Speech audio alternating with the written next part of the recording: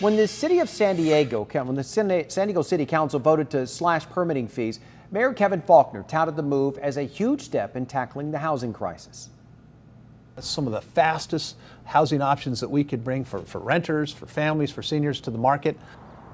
It's one of the major issues that we've been exploring in our Making It in San Diego series, and it's been almost a year since that decision. So we asked Team 10 investigator Adam Rakusin to figure out whether or not slashing these fees has made any difference. So far, from what we know, yes, but there's a lot of changes that are going on. Here are just some of the changes that have been made.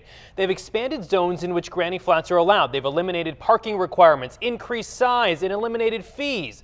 Permits that could cost people around $25,000 now cost about $2,000 to $5,000. For some, that means projects are a go.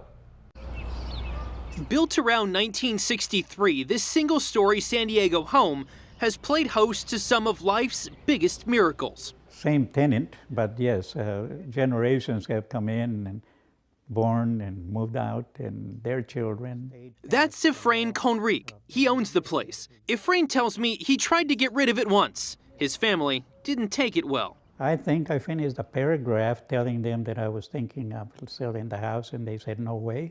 So we're here. And probably they're waiting for me to die so they can sell it. While generations have come and gone, the house has pretty much stayed the same. Since he's planning to be around a little longer, that's about to change. The backyard is getting an 1,100 square foot upgrade in the form of an ADU, or accessory dwelling unit. Most people know it as a granny flat. Efrain says the house is for his granddaughter. So now this way she can not pay for the rental of an apartment and live here.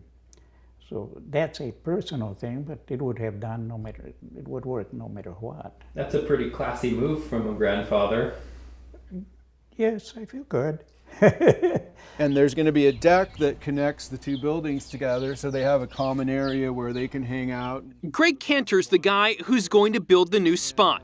He owns Murray Lampert Design, Build, Remodel. When you build a custom ADU, it adds on to the square footage, so the resale value is much higher. Here's a project he's working on near Normal Heights, possible thanks to the change in the regulations. Cantor says since the city of San Diego streamlined the ADU process, nearly half the calls he gets are people looking to add on. I think it's a win-win because the citizens have needs, rental costs are so high, there's a shortage of rentals. According to the numbers, between 2016 to 2018, ADU permits in the city of San Diego have increased almost 1,000%. In 2016, there were only 20. Last year, that number was 213. In a little more than 2 months this year, there's already been 85 applications. We've adopted new regulations to allow for these in not only traditional single-family neighborhoods, but also multifamily dwelling properties as well. Gary Geiler is the deputy director of the city's Development Services Department. He says the streamlined regulations make it easier to build and increase the opportunities on certain sites to build. These are all getting approved. And in the cases where we're finding there might be an issue with the setback encroachment or parking, we're working with the applicants, the homeowners, the designers to find solutions. Efrain says without the changes, no new structure in the back. Do you find this as a good move for the city of San Diego? Oh, definitely. And the city of San Diego isn't the only one slashing prices. Earlier this year, the County Board of Supervisors voted to waive county permit and development impact fees.